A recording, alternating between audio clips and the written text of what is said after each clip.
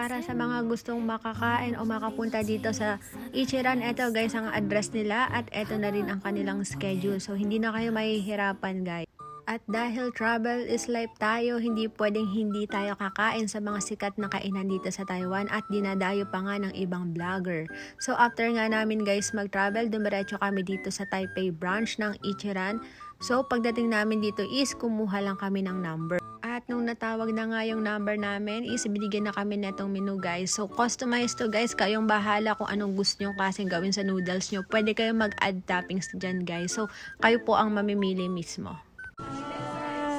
Ayan na nga guys, finally nakapasok na. 27 and 28. 27 and 28. Ah, okay. Here. At pagkaupo ko nga guys, in-experience ko agad yung tubig sa gripo nila dyan mismo sa table mo. At ilang minuto lamang is dumating na ang aking order. So hindi na ako nagpa-add toppings guys. Ayan na po yun guys. Ayan na mismo yung dinadayo nila dito. Eto na nga guys. Sa 4 hours namin paghihintay, matitikman na natin itong noodles na to. Grabe. Totoo ba?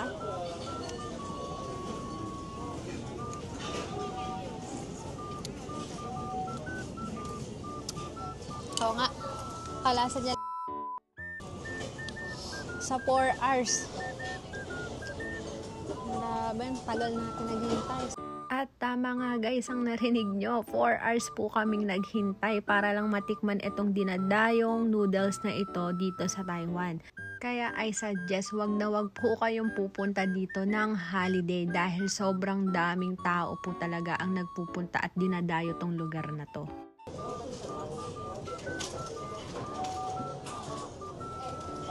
Wow, may rice! Sobrang tagal namin naghihintay sa labas. Sobrang ginutom na rin si Camila kaya nag-extra rice na siya. Ayan guys. At ng mga oras na yan guys is ine-enjoy na lang namin yung pagkain. Sobrang sarap lang talaga humigop ng sabaw pagka malamig ang panahon. Sinong nakaka-relate yan guys? Dati Lucky Me lang kinakain ko. Ngayon naka-Ichiran na ay iba din. Pero hindi ibig sabihin nun, hindi na kami kumakain ng Lucky Me. Alam nyo ba guys, kaming mga OFW, mas namimiss namin yung mga Lucky Me, sardinas, mga tuyo, mga talbos, so mga inihaw na isda. Ayun guys, yung mga nakakamiss na pagkain natin dyan sa Pilipinas. May mga ganyang pagkain din naman dito guys sa Taiwan. Pero iba pa rin kasi pagka ang kasama kumain ng ganyan is yung pamilya mo. O siya, balik na nga tayo dito at baka maiyak na tayo. Cherries! Pero ayun nga guys, after namin kumain, eto na guys, magbabayad na kami sa counter. 310 NTD nga po ang babayaran natin. Pero kung i-convert nyo yan sa peso, ang magiging halaga nyan is 545 pesos. At kung gusto nyo nga rin guys ng pampasalubong, available yan guys. O order lang po kayo dyan. We're done. We're done eating Ichiran. Asa sila? So, ayan, daming tao. May anong masasabi mo? Ha? Carry bells pa din. Ha? Carry bells pa din. Carry? Kilala mo yun? Hindi ko kilala yun eh. So, ayan guys, pauwi na kami after 4 hours.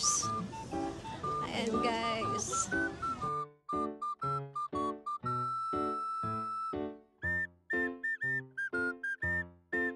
Time check. 10:47. 10:47 na ng gabi. Pangkain 20 minutes. Pumila kami ng ng 6:44 PM. Oo, tapos yung kain saglit lang. Grabe talaga. Parang same lang naman. Masarap pa. Para sa akin. Oo nga, maalat.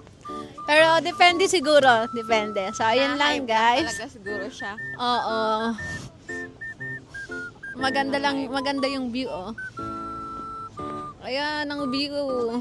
Shimendang madashing medang. Ewan ko sa inyo. So ayun lang guys. Bye-bye.